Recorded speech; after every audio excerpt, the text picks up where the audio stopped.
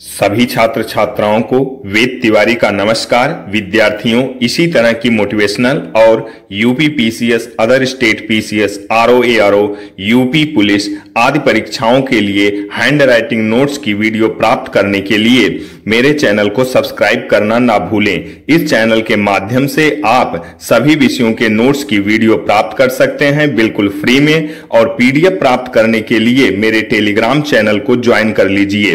Video में नीचे link दी गई है। जय हिंद, जय भारत, वंदे मातरम, सत्यमेव जयते। सभी छात्र छात्राओं को रूपा का नमस्कार। विद्यार्थियों, आप सभी का वेद सर के चैनल में स्वागत है। मैं रूपा आप सभी के समक्ष आज संविधान में उच्चतम न्यायालय पढ़ेंगे। तो आइए वीडियो ध्यान से देखते व सुनते हैं। उच्चतम न्यायालय अनुच्छेद 124 से 147 तक है। भारत में पहली बार उच्चतम न्यायालय का गठन कलकत्ता में 1773 के रेगुलेटिंग एक्ट के द्वारा किया गया है। चार्टर का मतलब राजज्ञा होता है। अनुच्छेद 124 भारत का एक उच्चतम न्यायालय होगा। इसमें न्यायाधीशों की संख्या कितनी होगी इसका निर्णय संसद विधि बनाकर करेगी। वर्तमान में एक मुख्य न्यायाधीश होगा। मुख्य न्यायाधीश भारत का सर्वोच्च न्यायालय के 91वें मुख्य न्यायाधीश संजीव खन्ना हैं। अनुच्छेद 124 का प्रथम, मुख्य न्यायाधीश की नियुक्ति राष्ट्रपति द्वारा की जाएगी। अन्य न्यायाधीशों की नियुक्ति राष्ट्रपति मुख्य न्यायाधीश के परामर्श से करेगा। संविधान का संरक्षण उच्चतम न्यायालय को कहा जाता है। अनुच्छेद 124 का सेकंड, उच्चतम न्यायालय का न्यायाधीश 65 वर्ष की उम्र तक अपने पद पर रह सकता है, अर्थात न्यायाधीश की सेवानिवृत्ति आयु 65 वर्ष है। न्यायाधीश राष्ट्रपति को संबोधित कर अपना त्यागपत्र दे सकता है। अनुच्छेद 124 का चौथा और पांचवा, उच्चतम न्यायालय के न्यायाधीशों को हटाए जाने की प्रक्रिया का उल्लेख है। न्यायाधीश को सिर्फ 2 आधारों पर हटाया जा सकता है: सिद्ध कदाचार, संविधान का उल्लंघन। हटाए जाने के लिए विशेष प्रस्ताव की आवश्यकता होती है, जो संसद को दोनों सदनों द्वारा 2/3 बहुमत से पारित होना आवश्यक है। अनुच्छेद 124 का 7, उच्चतम न्यायालय का न्यायाधीश सेवानिवृत्त हो जाने के बाद भारत के किसी भी न्यायालय में वकालत नहीं कर सकता। अनुच्छेद 125 उच्चतम न्यायालय के न्यायाधीशों के वेतन एवं भत्ते का उल्लेख है। जैसे संसद विधि बनाकर निर्धारित करे, क्योंकि विधि बनाने का अधिकार संसद को है। अनुच्छेद 126 कार्यवाहक न्यायाधीश, यदि मुख्य न्यायाधीश के पद किसी कारण से रिक्त हो तो राष्ट्रपति किसी भी वरिष्ठतम न्यायाधीश को कार्यवाहक न्यायाधीश मनोनीत कर सकता है। अनुच्छेद 127 तदर्थ न्यायाधीश, जब न्यायालय के किसी सत्र को चलाने के लिए आवश्यकता न्यायाधीशों की संख्या पूरी न हो रही हो तो तदर्थ न्यायाधीशों की नियुक्ति की जाती है। पीठ: खंडपीठ 3 जज, पूर्ण पीठ 5 जज, विशेष पीठ 9 जज। इनके खिलाफ अपील नहीं की जा सकती। अनुच्छेद 128 सेवानिवृत्त न्यायाधीशों के भी उच्चतम न्यायालय की बैठकों में आमंत्रित किया जा सकता है। अनुच्छेद 129 उच्चतम न्यायालय एक अभिलेख न्यायालय होगा। इसकी समस्त कार्यवाही लिखित रूप में होगी। इसे अपनी अवमानना के लिए दंड देने की शक्ति है। न्यायालय अवमानना के लिए 2000 रुपये का जुर्माना व 6 माह की सजा होती है। अनुच्छेद 130 उच्चतम न्यायालय दिल्ली में स्थित होगा। मुख्य न्यायाधीश राष्ट्रपति के परामर्श से इसे कहीं पर स्थानांतरित कर सकता है। 131 उच्चतम न्यायालय का प्रारंभिक क्षेत्राधिकार, जब कोई विवाद संघ व राज्य क्षेत्र के बीच, जब कोई विवाद 2 या 2 से अधिक राज्यों के बीच हो, जब संघ व कोई राज्य एक तरफ बाकी अन्य दूसरी तरफ। प्रारंभिक क्षेत्राधिकार में न्यायालय से उन्हीं मामलों की सुनवाई करता है जिसमें विधि का कोई सारवान प्रश्न अंतर्गत हो। अनुच्छेद 132 अपीलीय अधिकारिता, भारत का उच्चतम न्यायालय एक अपीलीय न्यायालय भी है। देश के किसी भी न्यायालय द्वारा दिए निर्णय, डिक्री, स्टेट या आदेश के विरुद्ध उच्चतम न्यायालय में अपील की जा सकती है। अपील 4 मामलों से संबंधित होगी। संवैधानिक मामलों में अनुच्छेद 132 खंड का, सिविल मामलों में अनुच्छेद 133, दंडिक मामले में अनुच्छेद 134, विशेष इजाजत से अपील अनुच्छेद 135, 136। संवैधानिक मामलों में अपील अनुच्छेद 132 खंड का, संवैधानिक मामलों में अपील तभी हो सकेगी जब मामलों में कोई विधि का सारवान प्रश्न अंतर्गत हो और जिस पर उच्चतम न्यायालय का कोई सीधा निर्णय नहीं आया अथवा न्यायाधीशों में भी मतभेद रहा हो। सारवान का मतलब जिसका कोई अर्थ या मतलब निकलता हो। अनुच्छेद 133 सिविल मामलों में अपील। सिविल मामले में अपील तभी की जा सकती है जब उच्चतम न्यायालय की नज़र में मामला लोक महत्व का है और उस पर उच्चतम न्यायालय से ही निर्वाचन करना आवश्यक है। दंडिक मामलों में अपील। अनुच्छेद 134 दंडिक मामले में अपील तभी की जा सकती है जब किसी व्यक्ति को दोष मुक्त निर्णय के बदले उच्च न्यायालय द्वारा मृत्यु दंड दे दिया जाता है, जब उच्च न्यायालय ने स्वयं मामले को अपने पास मंगाकर मृत्यु दंड दे दिया हो। अनुच्छेद 134 खंड का, संसद उच्चतम न्यायालय की अधिकारिकता को बढ़ा सकती है। अनुच्छेद 135 साधारण अपील। अनुच्छेद 136 विशेष इजाजत से अपील। अनुच्छेद 136 विशेष इजाजत से अपील की शक्ति देता है या उच्चतम न्यायालय को सर्वाधिक शक्ति प्रदान कर सकता है। अब अपील किसी भी निर्णय, डिक्री या आदेश के विरुद्ध की जा सकेगी, चाहे वह अंतिम हो अथवा नहीं। अनुच्छेद 137 उच्चतम न्यायालय पुनरावलोकन शक्ति। उच्चतम न्यायालय अपने ही निर्णय की पुनः जांच कर सकता है। अनुच्छेद 138 संसद उच्चतम न्यायालय के अधिकार क्षेत्र में वृद्धि कर सकती है। अनुच्छेद 139 अन्य मामलों में रिट। अनुच्छेद 140 उच्चतम न्यायालय की अनुसांगिक शक्तियां। अनुच्छेद 141 उच्चतम न्यायालय की विधियां सब पर बाध्यकारी होंगी। अनुच्छेद 142 उच्चतम न्यायालय कोई भी विधि बना सकती है। अनुच्छेद 143 राष्ट्रपति को उच्चतम न्यायालय से विधि परामर्श अधिकारिकता।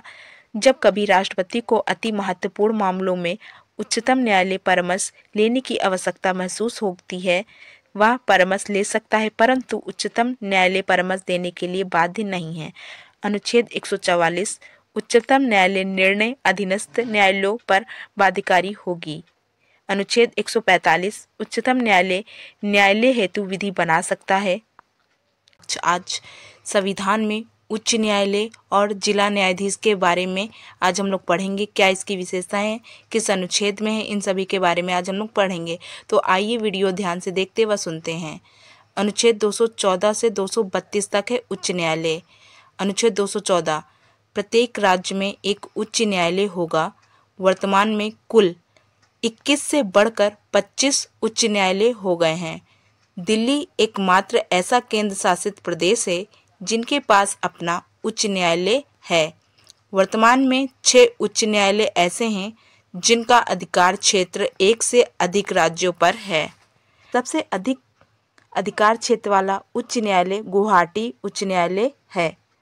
7 राज्यों में पूर्वोत्तर भारत, जिसे हम 7 सिस्टर के नाम से जानते हैं, असम, मेघालय, मणिपुर, मिजोरम, नागालैंड, अरुणाचल प्रदेश, त्रिपुरा। मुंबई उच्च न्यायालय महाराष्ट्र, दादर नगर हवेली, गोवा, दमन दीव। कोलकाता उच्च न्यायालय पश्चिम बंगाल, अंडमान निकोबार। मद्रास उच्च न्यायालय तमिलनाडु, पांडुचेरी। केरल उच्च न्यायालय केरल, लक्षद्वीप। चंडीगढ़ उच्च न्यायालय पंजाब, हरियाणा, चंडीगढ़। गुवाहाटी उच्च न्यायालय में न्यायाधीशों की संख्या सबसे कम है। इलाहाबाद उच्च न्यायालय में न्यायाधीशों की संख्या सर्वाधिक है। किसी भी राज्य में उच्च न्यायालय स्थापित करने का अधिकार संसद को है। अनुच्छेद 215 उच्च न्यायालय एक अभिलेख न्यायालय है। अनुच्छेद 216 उच्च न्यायालय में एक मुख्य न्यायाधीश होगा व अन्य न्यायाधीश होंगे। उच्च न्यायालय के मुख्य न्यायाधीश की नियुक्ति राष्ट्रपति उच्चतम न्यायालय के मुख्य न्यायाधीश के परामर्श से करेगा। अन्य न्यायाधीशों की नियुक्ति राष्ट्रपति उच्चतम न्यायालय के व उच्च न्यायालय के मुख्य न्यायाधीश के परामर्श से करेगा। अनुच्छेद 217 उच्च न्यायालय के न्यायाधीश हेतु योग्यताएं। क्या है इसकी योग्यताएं देखते हैं। वह भारत का नागरिक हो, वह भारत राज्य क्षेत्र में 10 वर्ष तक न्यायिक पद पर रह चुका हो या उच्च न्यायालय में 10 वर्ष तक अधिवक्ता रहा हो। इसमें उम्र का कोई प्रावधान नहीं है। अनुच्छेद 217 का उच्च न्यायालय के न्यायाधीश का स्थानांतरण उच्चतम न्यायालय के मुख्य न्यायाधीश के द्वारा ही किया जाएगा। उच्च न्यायालय के न्यायाधीश 62 वर्ष की आयु तक अपना पद ग्रहण कर सकते हैं। राष्ट्रपति को संबोधित कर अपना त्यागपत्र सौंप सकते हैं। अनुच्छेद 218 उच्च न्यायालय के न्यायाधीश को उसी रीति से हटाया जा सकता है जिस रीति से उच्चतम न्यायालय के न्यायाधीश को हटाया जा सकता है। अनुच्छेद 219 उच्च न्यायालय के न्यायाधीशों के लिए शपथ का प्रावधान है। अनुच्छेद 220 उच्च न्यायालय के न्यायाधीश सेवानिवृत्त हो जाने के बाद उस उच्च न्यायालय में वकालत नहीं कर सकते हैं, अन्य कहीं भी वकालत कर सकते हैं। अनुच्छेद 221 उच्च न्यायालय के न्यायाधीशों के लिए वेतन एवं भत्तों का प्रावधान है। राज्य की संचित निधि से दिए जाएंगे। संसद विधि बनाकर वेतन में वृद्धि कर सकती है। अनुच्छेद 222 राष्ट्रपति उच्चतम न्यायालय के मुख्य न्यायाधीश के परामर्श से उच्च न्यायालय के न्यायाधीश का स्थानांतरण एक उच्च न्यायालय से दूसरे उच्च न्यायालय में कर सकता है। अनुच्छेद 224 जब कार्यभार ज़्यादा हो जाए तो राष्ट्रपति अतिरिक्त न्यायाधीश की नियुक्ति कर सकता है। अतिरिक्त न्यायाधीश का कार्यकाल 2 वर्ष का होता है। अनुच्छेद 224 का सेवानिवृत्त न्यायाधीशों को भी बैठकों में आमंत्रित किया जा सकता है। अनुच्छेद 225 उच्च न्यायालय के अधिकार क्षेत्र में परिवर्तन नहीं किया जा सकता है। आधिकारिकता में परिवर्तन करने का अधिकार संसद को है। अनुच्छेद 226 रिट आधिकारिकता 5 प्रकार की रिट जारी की जाती हैं। बंदी प्रत्यक्षीकरण, परमादेश, अधिकार प्रच्छा, उत्प्रेषण, प्रतिषेध। अनुच्छेद 227 उच्च न्यायालय अपने अधीनस्थ न्यायालय का सर्वेक्षण कर सकता है। अनुच्छेद 228 उच्च न्यायालय किसी भी मामले को जो अधीनस्थ न्यायालय में लंबित हो और उसमें कोई विधि का सारवान प्रश्न अंतर्गत हो उसे अपने पास मंगा सकता है। अनुच्छेद 229 उच्च न्यायालय के अधिकारियों व सेवकों को उल्लेख व अन्य व्यय का उल्लेख है। अनुच्छेद 230 संसद विधि बनाकर उच्च न्यायालय का अधिकार क्षेत्र बढ़ा सकता है। अनुच्छेद 233 जिला न्यायाधीश की नियुक्ति उच्च न्यायालय का मुख्य न्यायाधीश व राज्यपाल जिला न्यायाधीश की नियुक्ति करता है। योग्यताएं वह भारत का नागरिक हो, 7 वर्ष तक न्यायिक पद पर रहा हो, उसकी नियुक्ति की सिफारिश उच्च न्यायालय से की गई हो। अनुच्छेद 235 अधीनस्थ न्यायालयों का उल्लेख।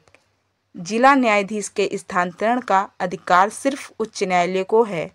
संघ राज्य क्षेत्र व जनजाति क्षेत्रों का प्रशासन। अनुच्छेद 239 से 244 का अनुच्छेद 239 संघ राज्य क्षेत्रों का प्रशासन राष्ट्रपति द्वारा देखा जाता है।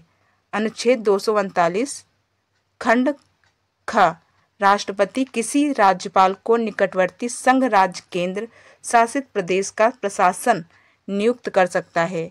राज्यपाल को केंद्र शासित प्रदेश में प्रशासक कहा जाता है। दिल्ली में राज्यपाल को उपराज्यपाल कहा जाता है। अनुच्छेद 239 का संसद विधि बनाकर पांडुचेरी संघ राज्य क्षेत्र के लिए विधानमंडल का सृजन कर सकती है। अनुच्छेद 239 का ख प्रशासक को अध्यादेश जारी करने की शक्ति प्रदान करता है।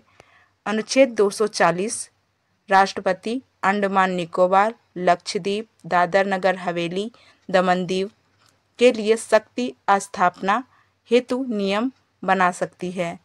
अनुच्छेद 239 का 69वें संविधान संशोधन 1991 के द्वारा दिल्ली को एक अलग राज्य का दर्जा दिया गया, एनसीआर का दर्जा दिया गया। एकमात्र केंद्र शासित प्रदेश जहां राज्यपाल को उपराज्यपाल कहा जाता है। केंद्र शासित प्रदेश के मुख्यमंत्री की नियुक्ति राष्ट्रपति द्वारा किया जाएगा। अनुच्छेद 241 संसद विधि बनाकर उच्च न्यायालय की स्थापना केंद्र शासित प्रदेश में भी कर सकती है। राष्ट्रपति सर्वे सर्वा होता है। विद्यार्थियों, ऐसी ही वीडियो पाने के लिए हमारे चैनल को सब्सक्राइब करना ना भूलें। जय हिंद, जय भारत, वंदे मातरम, सत्यमेव जयते।